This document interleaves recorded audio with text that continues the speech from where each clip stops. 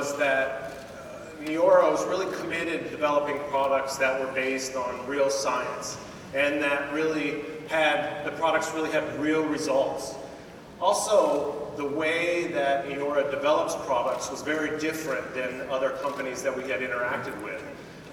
They developed products that were really affordable. So we had worked with other big cosmetic companies, and our technology had been in those products, and those products sold for $250, $300. And so we were really interested in a company that was selling affordable products, but still Neora was willing to pay for cutting-edge technology, which was really impressive to us.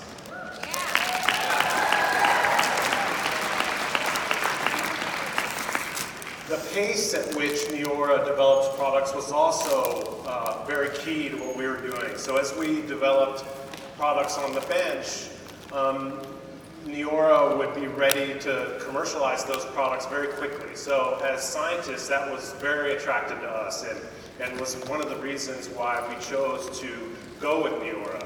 Also, probably lastly, but not least, is that we both are family businesses. My father and I started Signum, and J.O. and Amber started Neora. So that was a real common shared core belief in family, and really the organization was run like a family, like we did at Signum. Everybody at Signum is really we're really a real team. It's a real flat, horizontal organization where we really work together, and we saw the same thing at Neora.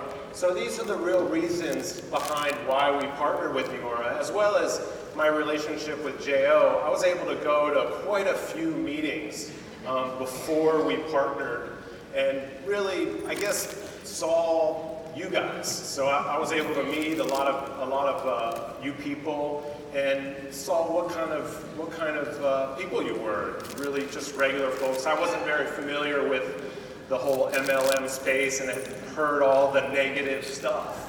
And when I came to these conferences, I thought just the opposite, that you guys were amazing and what we could do.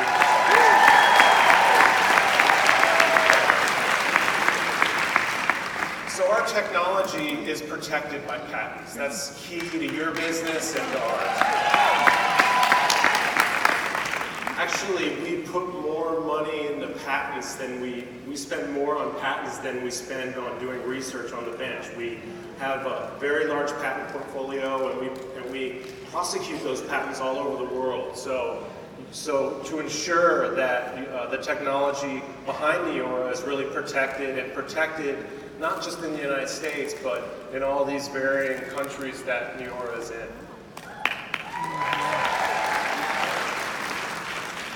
These are the two patents that are exclusively licensed to Neora, so that means nobody else can use this technology. And you can actually go look at these patents at the USPTO if you're interested in that, diving that deeply. So now I'll get into the science. So previously I mentioned that we're based, our science is based on modulating these signal transduction networks. So you can see on the, this is a cell, the kind of green blob is a cell, and inside that cell you have these signal transduction pathways. And so what happens is you'll have an outside signal, whether it be UV or pollution or signaling molecules, and those bind to the outside of the cell, and then that sends a signal inside the cell that tells the cell what to do. And so what happens as you age, or you get exposed to UV, or any number of different things, those signaling pathways become disrupted, and they become unbalanced. And so our idea was to develop molecules that already exist within that cell, and create those molecules in the lab, and then try to modulate those signaling pathways to bring a homeostasis to the cell. So bring back a homeostasis to the cell. So that's the basic core underlying technology of Signum. So now I'll talk about Sig-1273, which is the ingredient in the Age IQ product. And Sig-1273 really targets the root causes of aging. And so what causes skin aging? Here's a nice chart that shows the various things that cause aging. It can be the sun. That's really the major reason is sun. You get UVB, UVA, and that really breaks down the extracellular matrix that makes up your skin, breaks down the collagen so you don't have that structure. And then things like tobacco, even temperature can cause aging, or living in a dry climate can cause aging, as well as stress, lack of sleep, pollution. If your skin is really unhealthy, that really affects much more than just the way you look. If you think about it, your skin is how you experience the world besides your eyes, and it's one of your senses. And if your skin isn't healthy, then your experience of the world is really not going to be optimal. And so you want to really think more about your skin than just how it looks. It really affects how you feel, right? So that's an important thing to think about when you're taking care of your skin. And here you can see younger skin that's nice and flat on top, has that nice robust matrix. And then on the bottom you can see the older skin that really starts to get stressed, and you have a lot of proteases that chop up a lot of that collagen. And this is what you really want to fight against. And so how does 1273 work? It really works as a powerful antioxidant. It mimics and boosts the natural age-fighting mechanism of the skin.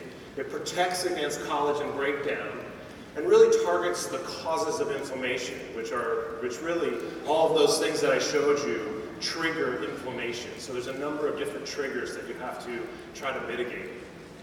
So number one, SIG-1273 protects against collagen breakdown. So you can see here in this graph that in a dose-dependent manner, meaning at higher concentrations, you have a high concentration, and then you change the concentration and you get a dose-dependent manner, and that really, in scientific terms, shows that it's real, that it's really working.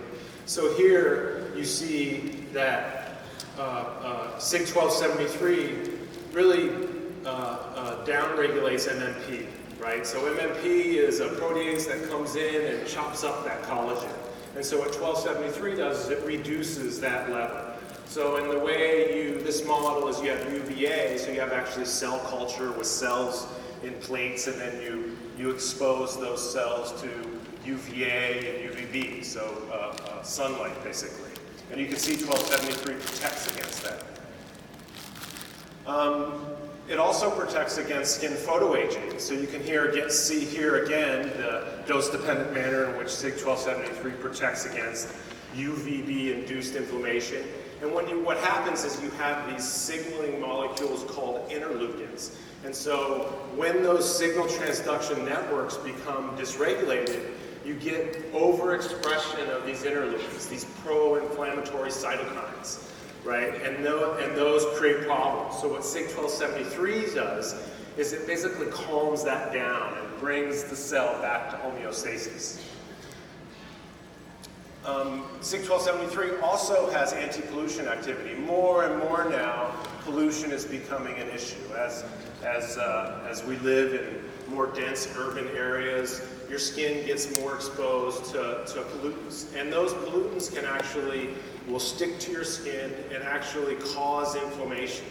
And so you can see here 1273 protects against that pollution. And we actually used a control here in niacinamide, which is one of the top compounds that protects against pollution. You can see that SIG-1273 outperforms that niacinamide. And again here, IL-8 is a pro-inflammatory cytokine that SIG-1273 affects. So here's looking at nickel. So nickel is it's a sensitizing agent. You can build up a sensitivity to it. It's a very common pollutant that's out there. And we tested SIG-1273 against nickel-induced inflammation. And again, we saw almost a 95% reduction of that expression. So that's pretty impressive anti-pollution activity. And I know this all is really technical and you probably don't understand a lot of the it's almost like going to school again, but what you can do is we've published all this data in peer-reviewed journals. So you can get on the internet, go to Google Scholar, and you can look for these titles, and then you can read these papers, and then you can kind of be your own scientist and kind of get a deeper understanding of what's going on. Do a lot of Google search terms. So now I'll talk about SIG 1191. 1191 is targeted towards hydration and under-eye dark circles. And we wanted to develop something specifically for that area because the skin underneath your eye is very different than the rest of your skin. And that's why you get those under-eye dark circles. So 1191 really enhances skin hydration. Again, it mimics and boosts the natural age-fighting mechanisms that are there. It really protects against fibroblast cellular senescence. So that means senescence is basically aging, cell aging. So it protects those fibroblasts. And again, targets the root causes of inflammation. So what's an aquaporin? Aquaporins are these proteins that are in the cell wall. And it's an enzyme in the cell wall that allows for the transport of water in and out of the cell. And so you can imagine those are really critical for cell health. And what SIG 1191 does is it really upregulates those aquaporins, meaning it creates more of that protein within the cell wall, which creates a healthier cell, protects the cell from aging, and is critical for cell health. So you can see here, again, in a dose-dependent manner, SIG 1191 really increases the levels of aquaporin 3 in this cell culture model. Under-eye dark circles. What you have is you get heme that really heme is the broken up red blood cells. And that's why you get that really darkness there. That's actually dead red blood cells that have pooled underneath your eyes, right? It's kind of gross. But, so what breaks down that heme is HO1. Again, it's another enzyme that comes in and chops those heme molecules up. So you can see sometimes enzymes can be very beneficial, and sometimes they can be negative, where they chop up collagen. So here, 1191 actually causes an increase in this HO1 protein that chops up heme, and you can see 1191 has almost an 80% or 90% increase of that heme, and you can see other common ingredients in like EGCG, which is a common ingredient, doesn't work nearly as well. So 1191 really works on the big four indicators of dark circles on your eye and that inflammation. So it really addresses the free heme. It protects against UVB, inflammation. It directly attacks inflammation and really focuses on dryness, so really protecting those cells. And again, we publish this in these journals. You can go for a deeper dive. And all the science that we do is published. We send our data, put it together, we send it to these journals, and then a panel of scientists looks over our data and decides whether or not it's worth publishing, and so that's a key component to what we do. So now I'm going to talk about 1459. So one of the real differentiators of 1459 is that it has anti-inflammatory and antibacterial activity. So it works to reduce inflammation, but it also kills these microbes. So that's a really unique attribute of 1459. So 1459 modulates toll-like receptors. Toll-like receptors are key to regulating inflammation. It has been proven to be clinically effective and safe without any kind of side effects. And we published 1459 clinical in the Journal of Experimental Dermatology. So here you can see the antimicrobial effects of 1459. On the inside towards me is the control plate. So you can see the microbes are just growing everywhere. And then you can see where you apply 1459, it really inhibits the growth and kills those microbes.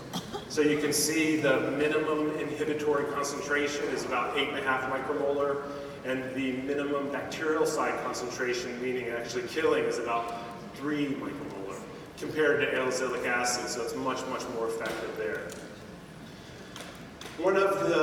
Not only does it have an anti-inflammatory and antimicrobial activity, it is actually selective in its antimicrobial activity. This is a really big deal, right? Because you have your microbiome on your face. Those bugs are really critical for the health of your skin. You don't want to go in and just drop a bomb on your face and kill everything, right? That can be really negative and can lead to a lot of different problems. So you can see here that SIG 1459 selectively inhibits the growth or kills that one specific P. acne microbe and leaves all the other ones alone. So that's actually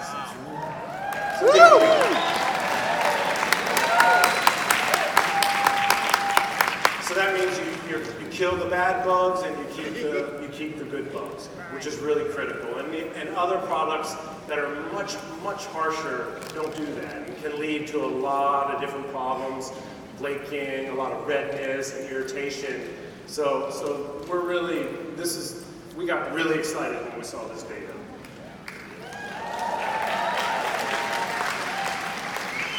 So how does SIG 1459 work in its antimicrobial activity? Again, this is a hypothesis, and what 1459 is, it's a very hydrophobic molecule, meaning or hydrophilic molecule. It really doesn't want to be in water. It's a very greasy, oily-like molecule. So what it does is it wants to stick to the cell membrane. And when it sticks to the cell membrane, it actually breaks it. And once the cell membrane is broke, then that microbe will die. Why it's selective towards that specific microbe, we don't know yet. And we're in the process of trying to figure that out. But it does, so that was the discovery that we made. But this is how we think the antimicrobial mechanism of action works. Here you have, so when you have a microbe or a bacterium and it dies, it has these little pieces of it can go in and actually cause inflammation. And so one of the models that we use is culturing human keratinocytes, and when you add bacteria, basically it causes inflammation.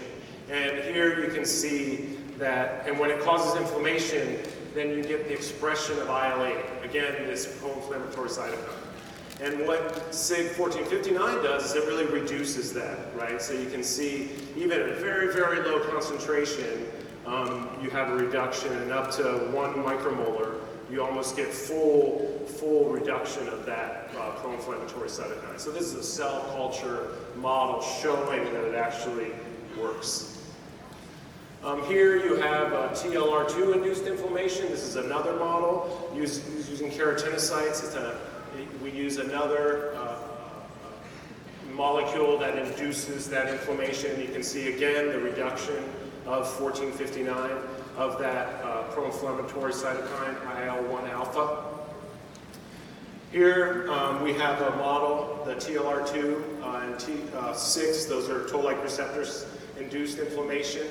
You have FSL1, which is mimicking bacterium-caused inflammation, and you can see the reduction of that.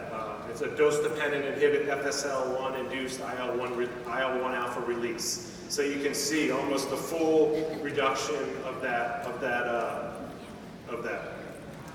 molecule. So the proposed mechanism of action. How does 1459, how do we think it works? So we think it works in its antimicrobial activity, working against microbes, and also works on TLR2, TLR6, and then downregulated, and then affecting NF-kappa B, which results in the reduction of these pro-inflammatory cytokines, resulting in calm, soothed skin.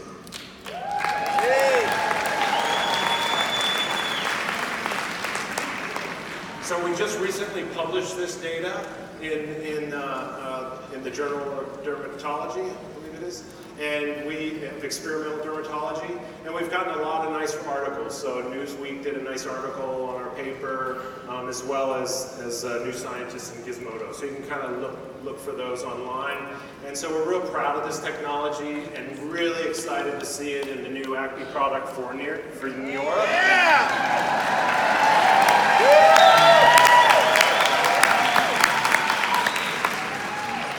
That's all I have today. So I really appreciate all you guys. Thank you. Take care, guys.